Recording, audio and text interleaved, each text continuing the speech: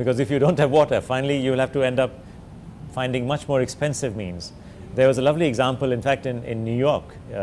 In New York, at one point, they wanted to invest in a water treatment plant, which would cost something like $6 or $7 billion, and it would cost something like $300 million every year to run.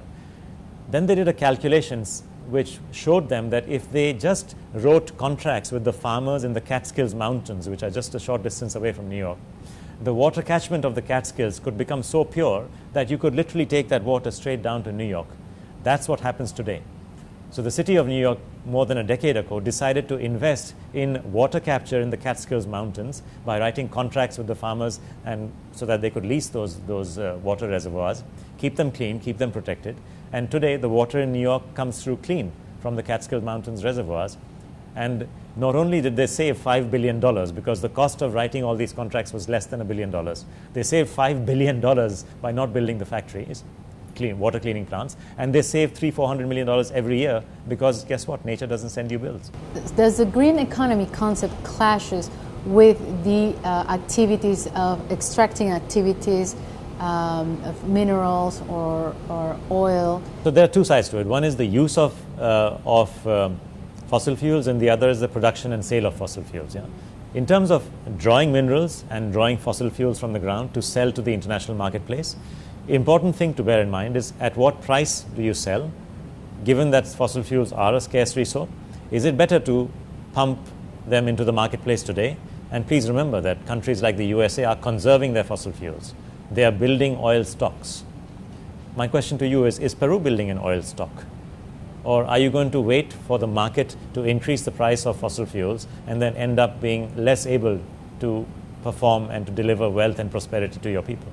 You have to really plan the use of your resources, because you can only drill oil once, right? It's not something that's available to you in 10 years' time or to your children in 20 years' time. You can only drill oil once. You have to decide when to drill it so that you can get the best money for it. Okay, so that's one side of it. All of these, oh, sorry. Yeah, but the second side is using the oil. We know that the use of oil as fossil fuels is causing global warming. We also know that oil has all kinds of other uses which are perfectly valid. So drilling oil itself is not the problem. The problem is the energy use of oil, not the 100 other uses of oil that we have, like plastics, for example.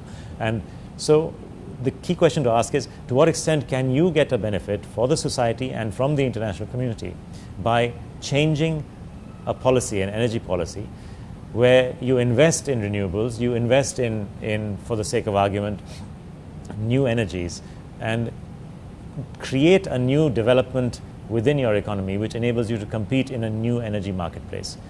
What's the value of that is what you need to calculate versus the cost of not using fossil fuels. Everything you're saying implies for people to have a long-term thinking, and most of the times it doesn't happen in governments.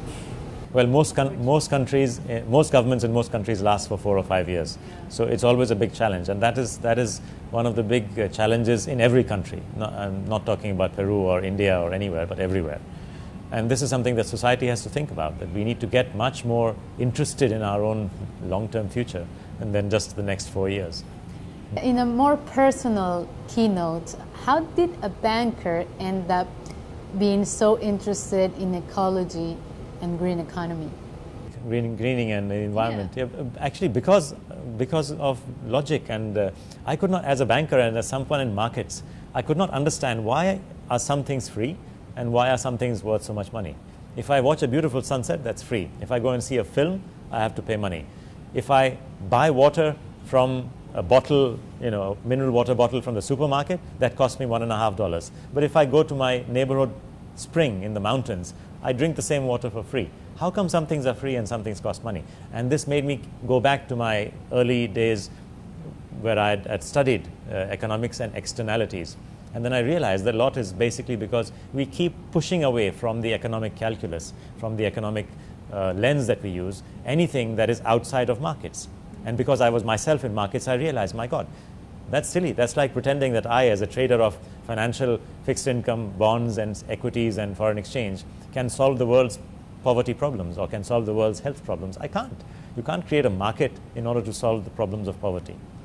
You can in some ways, in some places, but you can't generally. And this is the challenge. Markets always need to be seen for the good things they do, which is price discovery, transparency, allocation of capital, and so on. But they also need to be seen to be not able to do certain things, which is redistribution of wealth. A market will not automatically solve poverty. Yeah? Aren't you putting the whole natural resources inside a market? I realize, and that's why I'm so interested in this, that my little marketplace, my financial marketplace, was just a small part of the economy. In fact, all markets are just a part of the economy. And in fact, to get the whole picture of the whole economy, and markets only trade private goods. By definition, if you own something, you can sell it to me, I pay you money for it. Or if I own something, I can sell it to you, or if I provide you a service, you can pay me for it. These are private goods and services. The moment we're talking about clean air and fresh water, I don't own it, you don't own it. We all own it, right? It belongs to nobody, it belongs to everybody. These are public goods. But most of what we value, like the community feeling that we get from being part of the country, or being part of our village, or the family feeling that you get being part of the family, or the friendship that you get from your colleagues and your friends, there's no market for these. Clean air and fresh water has no market. So there's a whole universe of public goods which generate well-being inside society and inside human beings, and we don't have markets for them. That's not a problem. Just understand that there are markets for some things which are private claims, and there are no markets for other things which are public goods. And understand that the well-being that you get is a combination of both private goods and services and public goods and services as well. So if you want to increase your well-being in society, you can't just say, I'm going to ignore all this because it's externalities. That's nonsense, right? You have to look at it and understand the externalities and find out what you need to do as a country or as a nation or as a state or as an individual or as a business to improve both sides, private as well as public wealth. Why do we discriminate against public wealth? So it was these thoughts that kept coming back to me again and again, being a markets person in a bank, saying, why can't people see this? It's obvious to me. And why are we not seeing this? And therefore I started taking interest in environmental economics, and then I started reading and writing. And then How long ago? This was about 15, 20 years ago. And in fact, it was this book, Blueprint for a Green Economy, which began this whole thing. Because that suddenly I read this and I said, it woke up my eyes and said, oh my God, this is why. It's the externalities problem again. We are just not understanding that we need to recognize externalities and eventually internalize externalities. Because today, these are not externalities. I mean, freshwater scarcity is a problem, is a real problem. It's not, these are not externalities. So are you going to stay on this side of the green grass, or? Well, I'm just so fascinated by what I'm doing today. I'm so happy with doing what I'm doing today that I think I want to keep doing it for some more time. Well, thank you very much for this interview. Thank you for this revolutionary job you're doing. And I hope you enjoy your visit here in Peru.